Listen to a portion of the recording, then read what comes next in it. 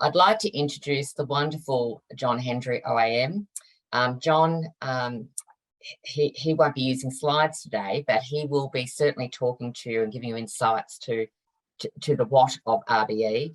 The concept of relationship-based education will be introduced by him as the originator. And John has been an educator for more than 50 years in many roles as teacher, school counsellor, many leadership positions and student welfare roles. He is one of the originators of Positive Education, a life member of the Careers Development Association of Australia, a consultant to primary and secondary schools across all systems in Australia, Hong Kong and China, and a consultant to UNESCO on bullying and school violence. He consults and works with the Positive Institute, the Flow Centre, the Resilient Youth Australia, Invictus Wellbeing, and many local councils and professional associations. So well done to John. That's an incredible journey so far. Just to give you a little bit of setting the scene, relationship-based education, as we refer to it, RBE, is a John Hendry initiative in partnership with us, Parents Victoria. For background, our journey began with John 5 years to this actual date at the PV 2017 Relationship Matters Conference, where John was a keynote speaker at the Pullman on the Park. Conference attendees were keen to learn more and explore if this approach could be adopted in our Victorian government schools. Due to a number of interested schools like Sandringham Secondary College, the importance of this work became very apparent. So at our PV 2019 Everyone's Mental Health and Wellbeing Matters Conference, John and Parents Victoria launched the introduction booklet to RBE. It's a bit of show and tell here. And which is accessible to download from our website. This then triggered a series of events prior to the COVID world pandemic, with a number of schools seeking to apply RBE at their schools, like Deer Park North Primary School, for example. John had already been invited by other schools in other states like South Australia, New South Wales and Queensland, both government and non-government schools.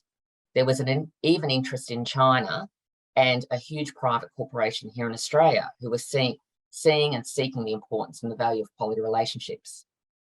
With the disruption of the pandemic, school visits stalled, so we got busy with building an RBE resource platform accessible on our website for everyone to have easy access to the information. We were all pivoting to be at our best with RBE and responding to queries from leaders, educators and parents on what they could do in their local context during these difficult times. As a result, we produced a two-page flyer that could be accessed by schools on the RBE resource platform. A slide will be shared at the end of the RBE session with the relevant links. We also uploaded further reading resources for educators and parents to illustrate the why, the what, and the how. We have worked with Kristen Reimer at Monash University since 2020 to introduce it to pre-service student teachers. You can view a recently recorded lecture with what we did this month on our website. Now it's 2022 and it's time to showcase, to give people more insight to what it's all about. And now over to John to talk about the what. Thanks, Carol. Wonderful to be able to communicate with parents. We're all parents in one way or other. I've had grandchildren stay with me for the last couple of days. It's just been magic. All teachers in one way or other give their lives to the children of other people. And they do so with a great generosity. And I really want to thank every teacher that walks into a classroom that looks after children. They care. My interest is that learning is a relational exercise. That's what it is. It's nothing else. Teaching is a relational exercise. If we get the relationships right, we can go anywhere. We can achieve anything. If we get them wrong, we'll go nowhere. And so consequently, it's particularly important. But can I start by just thanking a few people, because this is a relational exercise. I'd like to thank Sharon, Gail, Leanne, Alan, I could go on, and everyone at PV. It's been marvellous to be working with them for this period of time. All the principals that I've worked with, and you'll You'll hear from a couple of them today, Scott and Nathan. To Kristen, all the staff members, all the children that I've worked with, all their parents, all of it is relational. The school councils have been very kind to me. All my colleagues and friends over 50 years now in education, just terrific. And again, it's just relationships. Could I also thank, and really seriously thank, all the students I've taught? That's really important to me. When I started teaching, I stammered and stammered very badly. Today, I probably will stammer again, and I just hope that you're kind to me. I wrote my name on the board in 1969 when I started teaching. I wrote my name, Mr. Hendry. It had to be Mr. in those days. Mr. Hendry. And under it, I wrote, I stammer. Please be kind. This was a very small country high school, Donald High School. In the 50 years that I spent in classes teaching, not one student was unkind. It's all to do with relationships. If we get them right, we can go anywhere, as I said previously. So what is a quality relationship? All of you are parents, and what you all want more than anything is to have your children go through life healthy, wealthy, and wise. You want them to be happy. So what is a relationship? Well, it has 5 basic elements. And this is what we were trying to do with establishing this for you. It's particularly important that we get you on side working with your children and working with the schools to make certain that children grow carefully into the relational world, which is their lot. And it is their lot. When they go to primary school, they have to start all over again with new relationships. How do they manage that? How do they approach it? All these things are critically important for them to learn it. Schools are really relational factories. They are surrogate parents, and they really will look after your children. But you must trust them.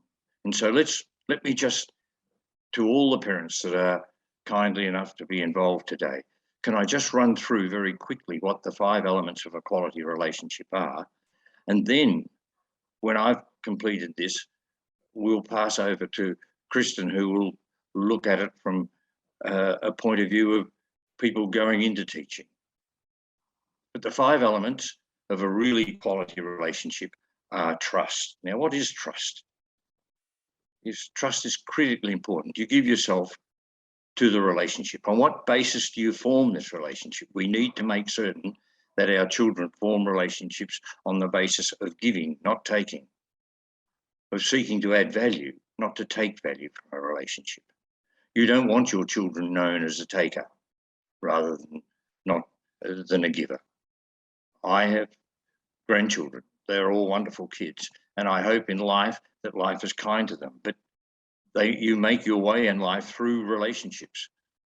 So trust is really important. And I ask you as parents, do you trust the school that you've entrusted your children to? Do you trust the judgment of their teachers? Do you trust the judgment of their principals? They will get it wrong at times, as will your children. And how we manage that is the second major element of a quality relationship, which is forgiveness. Now, forgiveness is not a religious term. Forgiveness is the enabling function that exists in relationships. It really is the fundamental element. All of you forgive. All of you won't be where you are now if you don't give yourself a break when you make a mistake. And I hope that you give your sons or daughters a break when they make a mistake. And in particular, other adults who are working to improve or enhance the life of your son or daughter, they'll get it wrong now and then as well. We all do. To err is to be human. So forgiveness is really, really important. When I'm talking to children, I usually write the word forgive on the board, and that I just ask them. It's made up of 2 words. What are they? And as quick as a flash, irrespective of what year level, they'll say for and give. So for a relationship. Working with them, we take the 4 off the front and we put it at the back. We give 4. Schools do this time and time again. Children do it time and time again. You do it time and you give people a break. And that's the second and major element. In my opinion, the most important element in enabling a relationship to continue. The third is integrity. Integrity is just trying to do the right thing all the time. It's pretty simple. And it's based on 2 basic principles. And they are the golden rule, treat others as you would want to be treated. But more importantly, it's based on the Hippocratic Oath, first do no harm. Now, no one I'm talking to today has been licensed to harm another. No one has been given that license. No child's been given a license to harm another child. No adult to harm another adult. And by law, it's really quite interesting. The neighbourhood principle captures this so that everyone that is in our vicinity, not just in our neighbourhood, if I'm driving the car, other drivers, people on the footpath, people in their home. I saw that terrible accident last night where someone went into the kitchen of another family. They are our neighbours, and by law, we owe them protection. We're not able to harm. So that's the third. The fourth is hope, and hope is critically important to you and I and to every child. My definition of resilience is the restoration of hope. When you have some hope, you feel a little bit of control, and control is the essence of getting on. So this is really important. We would want, and you want, your children to be resilient. And when they fall over, they get up. These are important things. When they try something and it doesn't work, they'll try again, rather than, no, it's too hard for me. It's interesting that a resilient child or a resilient adult, when they realise they've made a mistake or failed something, their next word they say when it's pointed out to them is "and." Whereas a non-resilient child goes for self-protection and says "but," and looks to blame something else and can't find a way forward. So really, hope is the way of finding a way forward. The last one is compassion, and compassion is absolutely important. It's empathy, and we're all empathic because of mirror neurons. And if you don't know those, look carefully at the neuroscience of empathy. But when you're walking down the street and you see someone coming towards you and they're unhappy, or let's say they're unhappy, you'll recognize immediately they're unhappy.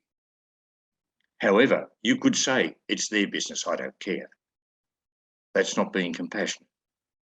So what we're talking to children about is, if you see a child that's unhappy, if you see a friend that's unhappy, could you please just say, look, Mark, you're unhappy. Can I help? And these are really, really important. So they're the 5 elements. And what relationship-based education about is to alert children, to alert teachers, to alert parents to the necessity to really focus on getting the relationships right. Schools endeavour to do this all the time. They work hard to get the relationships right, and they need help. Please, parents, work with schools. Don't do things to them. It's really, really important. And teachers are the same. They are human like you and I. And so we need to help them. It's a complicated task.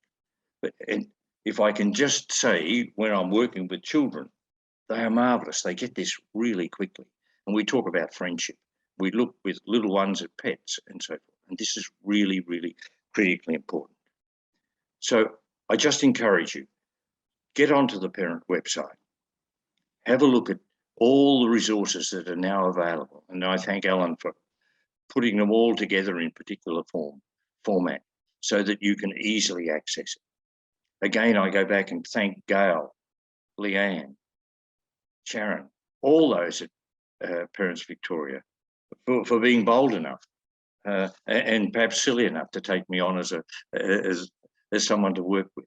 I really thank all the principals that and it's been over 60 schools now in all different systems, and here in Australia, in Europe and overseas, that have recognised that the only really determining element of health and well-being is the quality of your relationship. And I'll finish by encouraging you to look at a YouTube. I'm not really that literate in a technical sense, but please go and look at a YouTube. And this is the GRANT study, G-R-A-N-T study, and look at the 2016 YouTube. It defines very carefully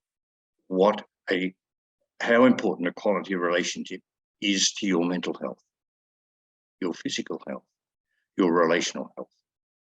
So I hope this has been worthwhile for you. Please love your children. Look after them.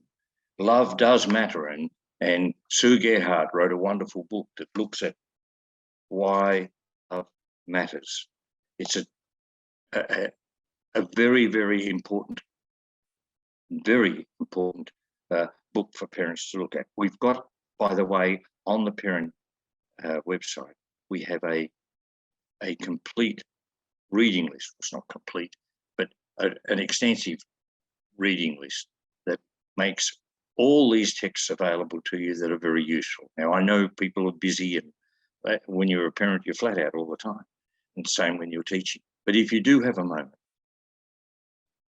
get on the website, look at the material available, and if you need to, contact Gail, contact me, and we can ferret around and look for it and come up with an answer for it.